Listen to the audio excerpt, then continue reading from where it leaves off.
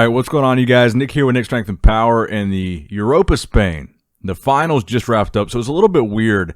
The prejudging and the finals weren't really spaced out that much. There was probably less than an hour between the two. Now, the results were interesting, to say the least. Nathan Asha takes the victory here. Roelly Winklaar winds up in second place, and Tim Budashim winds up in third here.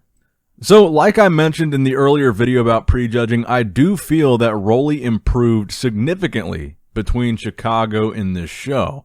But watching the final comparisons, they did a call out between just Nathan and Roelly. You really got to give Nathan his props here. He looked phenomenal, and I think it was a deserved victory. I do think he edged out Roelly at the finals when it came down to this top two call out with just Nathan and Roelly.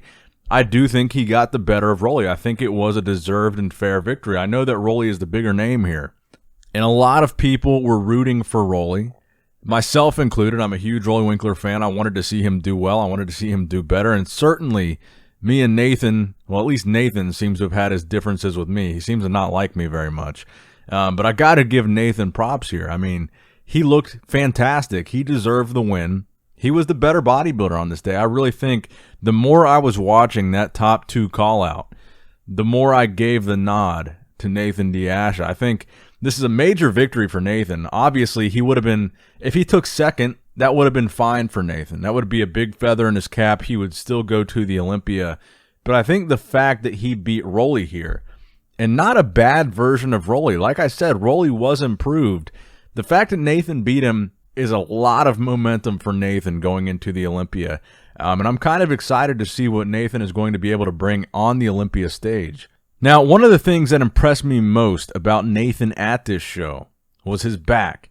That was the point during prejudging where I thought Nathan might have a chance against Roelly. Is the back shots, Nathan really looked significantly more impressive than Roelly when they turned around. And that's where I was starting to think, and the wheels were starting to turn. And I was like, man, Roelly, he might be in trouble here. Even though he's improved, even though he looks better, he looks fuller, he looks sharper, he looks like he's on point, he looked like he hit his peak for this show. It's kind of sad to say, you know, we're watching the end of an era right now. Roelly was one of the best bodybuilders in the world for a very long time. And a lot of those guys, you know, we saw Branch Warren go, we saw Dennis Wolf go, we saw Phil Heath slip in placings. We saw a lot of the old guard in bodybuilding starting to fall in placings and starting to lose their momentum, I guess. And it's kind of sad to see because Roelly, I mean, he is in his mid to late 40s. He's an older guy. So it's not like Father Time isn't ever going to catch up with him. So we're starting to see that kind of happen here. And these newer guys, like Nathan, like Ian, like Hunter, like Nick Walker, a lot of these newer guys are going to become the top call-outs at the Olympia. These are the guys that are eventually going to be taking over bodybuilding. And some of these older names, like Roelly, are going to start to be phased out. And it's kind of sad to see because I grew up on Roelly Winklaar. When I got into bodybuilding, like I said, as much as I hate to say this, Generation Iron was one of the first bodybuilding movies that, you know, I went to see it with my friends. We were all into bodybuilding. Roelly was one of the stars of that movie. That was 2012, I think. Almost a decade ago. Roelly was like one of the reasons I became a fan of bodybuilding. So it's kind of sad to see him play second here. While I do think he was better than Chicago significantly, Nathan deserved the win. There's no ifs, ands, or buts about it. He certainly deserved the victory here. But I also want to make a commentary, and comment down below if you agree with this. The lighting here was horrible. It was so bad. And I just don't really understand it. It's like, I get that they try to make these big, fancy productions. They've got the backlight. They've got this LED screen in the background to make it look fancy and make it look good. They've got these weird blue strobing lights all over the place. We don't need the LED the backlight. It ruins the live stream. If you're going to do a live stream, it ruins it. This is the feedback that I'm giving. I hated the lighting here. It was so bad. It was so dark. The backlight from the LED screen was like reflecting off the physiques that were standing in front of it. All this fancy production is not necessary. A plain black background in bodybuilding would be ideal. You don't need a light source coming from the back. Any photographer, any basic photographer could tell you, you don't want a super bright light behind the physique and then a very dim light actually shining on the physique, because it makes the physique look like a silhouette and it washes out the physique in the photos and videos.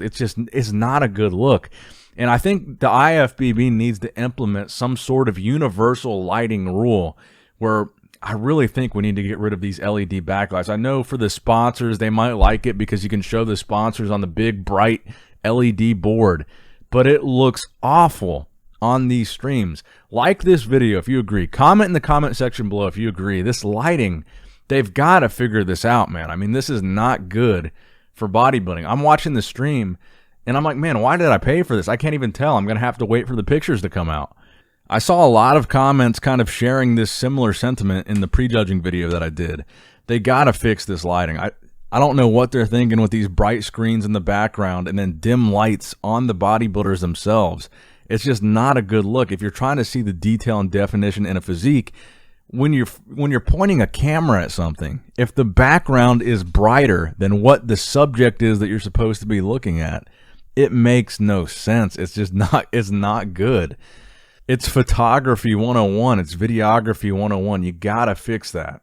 But yeah, let me know what you guys think in the comment section down below about these placings, about these results. Now, keep in mind, Roelly is still going to the Olympia off of this second place placing. Nathan, like I said, a huge victory for Nathan, huge feather in his cap. But Roelly, while he looked really disappointed in this video, Roelly is officially going to the Olympia, and he's still going to be at the Arnold Classic in September, the Arnold, Ohio. So we're still going to see him there. Then we're going to see him on the Olympia stage.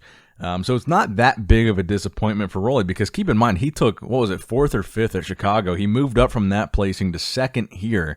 So not only did he clearly improve his physique, but he clearly improved his placings by several spots. I think it was a toss-up between him and Nathan for the win. I think he was close to winning the show, but like I said, the more I watched the call-out of just Nathan and Roelly, the more my eyes were drawn to Nathan's physique over Roelly's, which I think is really good for the younger generation like Nathan, coming up. It's a new guard. And as much as we hate to see it and hate to admit it, some of these older guys, they're going to start dropping in placings. They're going to start retiring. We're going to see a lot of these guys no longer in the mix in the top 6 at the Olympia, top 6 at the Arnold. I mean, some of these placings that Roelly's been getting, him going into the Arnold, I got to say he's not one of the favorites to win. And that sucks to say for Roelly Winklaar going into the Arnold. He should be the favorite to win. Going into the Olympia, he's usually one of the favorites to win. 2018 Olympia, he was 3rd behind Phil and Sean. So it's weird to say going into the Arnold Classic that Roelly's not one of the favorites. But based on these placings, he's kind of not. So anyway, let me know what you guys think in the comment section down below. Give the video a thumbs up if you enjoyed it. Subscribe to the channel if you have not subscribed yet already. As always, I love you guys. Appreciate you guys. Give the video a thumbs up. Nick Strength and Power, signing out.